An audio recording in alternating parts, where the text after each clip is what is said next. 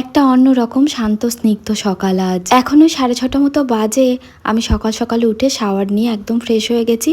সানাইকে ঘুম থেকে তুললাম, ওকে রেডি করে নিয়েছি। বিচে গিয়ে তেমন ভাবে ওর খেলাধুলা করা হয়নি, তাই আজকে ওকে একদম সকাল সকাল ঘুম থেকে তুলে দিয়েছি। কাল রাতে এখানে প্রচন্ড ঝড় বৃষ্টি হয়েছিল, তবে এত সকালেও বেশ ভালোই রোদ উঠেছে। এখন তো অনেকটাই সকাল, তাই সমুদ্রের ঠান্ডা হাওয়াতে তেমন ভাবে গরম লাগছে না। মন্দারমণি সি বিচ আমার বরাবরই খুব ভালো লাগে। একদম শান্ত নিরিবিলি একটা পরিবেশ। আমি আগেও বেশ কয়েকবার এসেছি, প্রতিবারই আমার নতুন ভাবে ভালো লাগে। আসলে ভালো থাকতে হলে মানুষের খুব বেশি বিলাসিতার প্রয়োজন হয় না, শুধু প্রয়োজন এক টুকরো মানসিক শান্তি। সমুদ্রের এই বিশাল বিশাল ঢেউগুলো দেখে মনে হয় আমাদের জীবনটা ঠিক এমনই, কখনো শান্ত আবার কখনো খুব উত্তাল। সানাই এখানে নিজের মতো খেলাধুলা করতে খুবই ব্যস্ত। আজকে আমাদের মন্দারমণি ট্রিপের লাস্ট ডে, তাই সমুদ্রের এই ঢেউগুলোর সাথে যতটা পারা যায় সময় কাটিয়ে নেওয়াই ভালো। জানি না আবার কবে এদের সাথে দেখা হবে। এবারের ট্রিপটা আমাদের কাছে খুব বেশি স্পেশাল ছিল, অনেকটাই আনএক্সপেক্টেড। কি জানো তো বন্ধুরা, একটা সম্পর্ক অনেকটা সময় পরে শুধু ভালো লাগা বা ইচ্ছের মধ্যে সীমাবদ্ধ থাকে না, তা ধীরে ধীরে মিশে যায় আমাদের প্রতিটা নিঃশ্বাসে, প্রতিটা অনুভবে।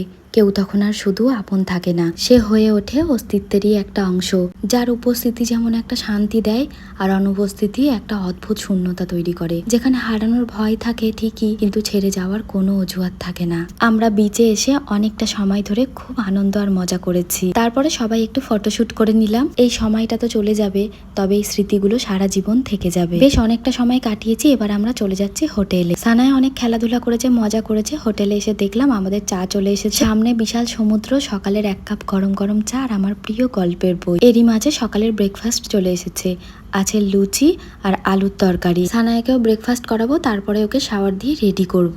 আমি সমস্ত লাগেজ গুছিয়ে ফেলেছি, সানায়ের পাপা ওদিকে রেডি হচ্ছে। আমি নিজের মতো একটু সময় কাটাচ্ছিলাম।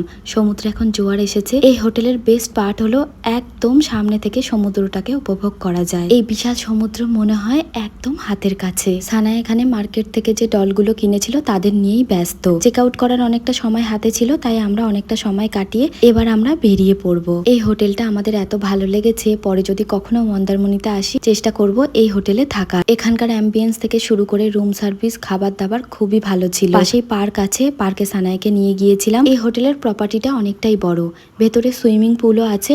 আমরা তো একদিনের জন্য এসেছি, বেশিরভাগ সময় বিচেই কাটিয়েছিলাম, তাই এদিকটা আর আসা হয়নি। তাই বেরিয়ে পড়ার আগে একবার ঘুরে গেলাম। খুব ভালো একটা সময় কাটিয়ে অনেকগুলো স্মৃতি নিয়ে আমরা এবার এখান থেকে বেরিয়ে পড়ছি। হলদিয়া থেকে দীঘা মন্দারমণির দূরত্ব খুব একটা বেশি সময়ের না, ঘন্টাখানেকের মধ্যে আমরা পৌঁছে যাব। রাস্তায় এক জায়গায় আনারস মাখা পাওয়া যাচ্ছিল, তবে অন্যান্য ফলও খুব ভালোভাবে মেখে দেওয়া হয়। আনারস মাখা হয়ে গেছে। ব্লগটা কেমন লাগলো কমেন্ট করে জানিও। তাহলে চলো বন্ধুরা, দেখা হবে নেক্সট